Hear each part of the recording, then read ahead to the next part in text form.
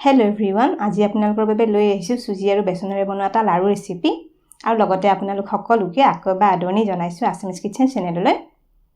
আজি লাৰু ৰেচিপিটো বনাওঁতে মই যিখিনি বাচন বৰ্তন ব্যৱহাৰ কৰিম সেইখিনি আমাক পঠিয়াইছে মায়েৰ কুকুৰৰ ফালৰ পৰা।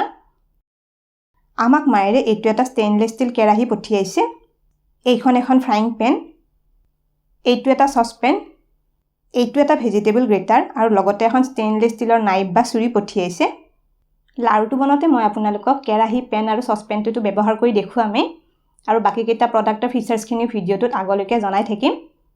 এইখিনিতে আপোনালোকক জনাবলৈ পাই সুখী হৈছো যে আজিৰ এই ভিডিঅ'টোৰ লগতে মায়েৰ ফালৰ পৰা এটা গিভৱে কন্টেষ্টটো ৰখা হৈছে। গিভৱে কন্টেষ্টত আপোনালোকে ভাগ ল'বলৈ যিখিনি ৰুলছ বা নিয়ম আছে সেইখিনি আপোনালোকে ডেসক্ৰিপচনত গৈ চাই ল'ব পাৰিব। আৰু গিভৱে কন্টেষ্ট জিকাজনে মায়েৰ ফালৰ পৰা লাভ কৰিব এটা আকৰ্ষণীয় কুকুৰৰ আছে। যিহেতু দেৱালী আহিয়ে আছে সেই উপলক্ষে আপোনালোকে লাৰুটো বনাব পাৰিব আৰু গিভৱে কন্টেষ্টটো জিকিবলৈ ভিডিঅ'টো শেষলৈকে চাই থাকিব। আপোনালোকে যদি আজি এই ভিডিঅ'টোত ব্যৱহাৰ কৰা বাচন বৰ্তনখিনি ভাল লাগিছে আৰু আপোনালোকে যদি কিনিব বিচাৰে তেতিয়াহ'লে ভিডিঅ'টো ডেসক্ৰিপচনত গৈ প্ৰডাক্টসমূহৰ লিংকসমূহ পাই যাব।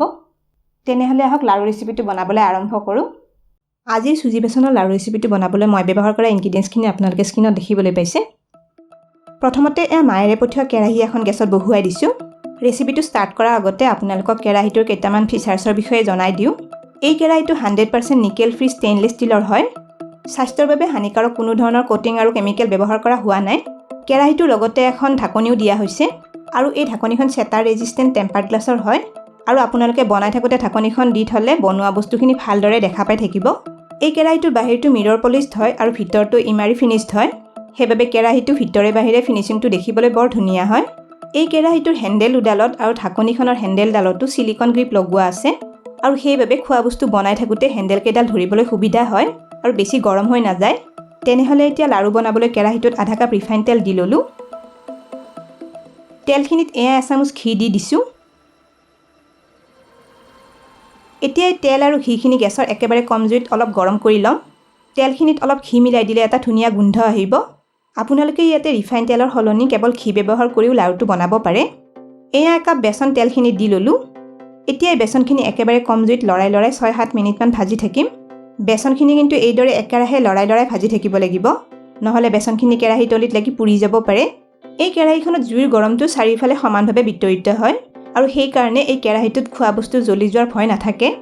বজাৰত পোৱা সাধাৰণ ষ্টেইনলেছ ষ্টিলৰ কেৰাহীৰ দৰে এই কেৰাহীটো পাতল নহয় আৰু তেনেকুৱা কেৰাহীৰ তুলনাত বহুখিনি ডাঠ হয় আৰু এই কেৰাহীটোৰ ওজনো সাধাৰণ ষ্টেইনলেছ ষ্টিলৰ কেৰাহীতকৈ বেছি হয়। এই কেৰাহীটো আপোনালোকে গেছ আৰু ইণ্ডাকশ্যন ষ্টভ দুয়োটাতে ব্যৱহাৰ কৰিব পাৰে আৰু এই কেৰাহীটো অ'ভেন আৰু ডিছৱাশ্বাৰ ছেভ হয়। 7 মিনিটমান ভজাৰ পিছত চাওক বেচনখিনি ভজা গৈ তেলখিনি ওলাই আহিছে। বেচনখিনিৰ পৰা এটা ধুনীয়া ভজা গোন্ধ ওলাই আহিছে। বেচনখিনিত 2 কাপ চুজি দি ল'লোঁ। চুজি আৰু বেচনখিনি মিলাই এতিয়া আৰু প্ৰায় 8 মিনিটমান কম জুইত ভাজি ল'ম। এই চুজিখিনি মই মিক্সাৰ গ্ৰাইণ্ডাৰত এবাৰ গুড়ি কৰি লৈছিলোঁ। চুজিখিনি এবাৰ গুড়ি কৰি ল'লে লাৰুকেইটা ধুনীয়া মিহি হয়। আৰু প্ৰায় 8 মিনিটমান ভজাৰ পিছত দেখিছেনে চুজিখিনি অলপ ৰঙচুৱা হৈ আহিছে আৰু বেচন আৰু চুজিখিনিৰ পৰা এটা ধুনীয়া ভজা গোন্ধ ওলাই আহিছে। চুজি আৰু বেচনখিনিত 3 চামুচমান শুকান নাৰিকলৰ গুড়ি দি ল'লোঁ। লগতে 3 চামুচ পাউডাৰ গাখীৰ দি লৈছোঁ। এইখিনি 1 মিনিটমান ভালদৰে লৰাই মিলাই ল'ম। আপোনালোকে ইয়াতে নাৰিকল আৰু পাউডাৰ গাখীৰ দিব নিবিচাৰিলে নিদিয়াকৈ বনাবও পাৰে।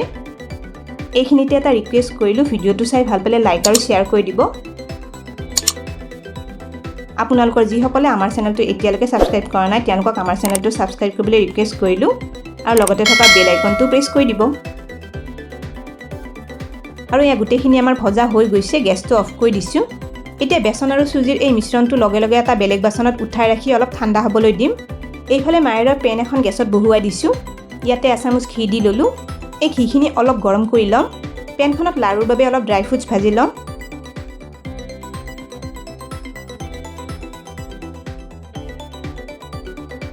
অলপ মিহিকৈ কাটি লোৱা কাজু দি ল'লোঁ।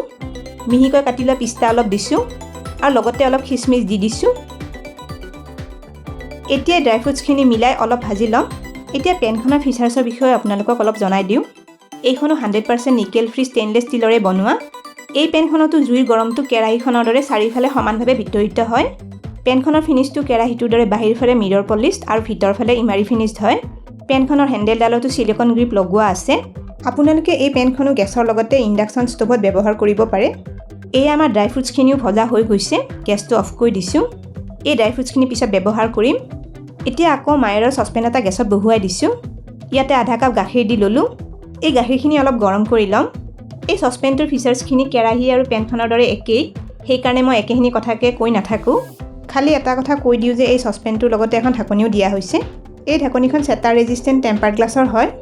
আপোনালোকে এই ঢাকনিখন বন্ধ কৰি কণী, আলু, যিকোনো চব্জি বা নুডলছ আদি সিজাব পাৰে, চুপ আদিও বনাব পাৰে। এইখিনিতে জনাওঁ যে মায়েৰৰ কেৰাহী, পেন আৰু চচপেন আটাইকেইটাতে আপোনালোকে 10 বছৰৰ ৱাৰেণ্টি পাব। এই আমাৰ গাখীৰখিনি উতলি আহিছে, গেছটো অফ কৰি দিছোঁ। এই গাখীৰখিনি অলপ কুহুমীয়া হোৱালৈ ঠাণ্ডা হ'বলৈ দিম। এইফালে আমাৰ বেচন আৰু চুজিৰ মিশ্ৰণটো আগতকৈ অলপ ঠাণ্ডা হৈ পৰিছে। এইখিনি অলপ ঠাণ্ডা হ'লে হৈ যাব। ইয়াতে ভাজি লোৱা ড্ৰাই ফ্ৰুটছখিনি দি ল'লোঁ। এয়া আধা চামুচ ইলাচিৰ গুড়ি দিছোঁ আৰু এয়া মিহিকৈ গুড়ি কৰি লোৱা 1.5 কাপ চেনি দি ল'লোঁ।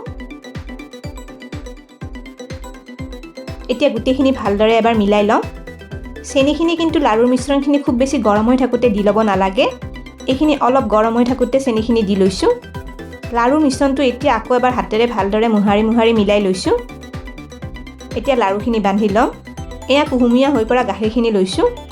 গাখীৰখিনি একেবাৰে অলপ অলপকৈ ছটিয়াই ল'ম। গাখীৰখিনি এবাৰতে বেছিকৈ দি ল'ব নালাগে। গাখীৰখিনি এবাৰতে বেছিকৈ দি ল'লে লাড়ুখিনি ঢিলা হৈ যাব পাৰে। এতিয়া লাড়ুৰ মিশ্ৰণখিনি ভালদৰে মিলাই লাড়ুকেইটা শ্বেপ দি ল'ম। আপোনালোকে এই লাড়ুটো গাখীৰ ব্যৱহাৰ নকৰাকৈ বনাব পাৰে। তেতিয়া লাড়ুৰ মিশ্ৰণখিনিত গাখীৰৰ সলনি অলপ অলপ ঘি মিহলাই বনাব পাৰে।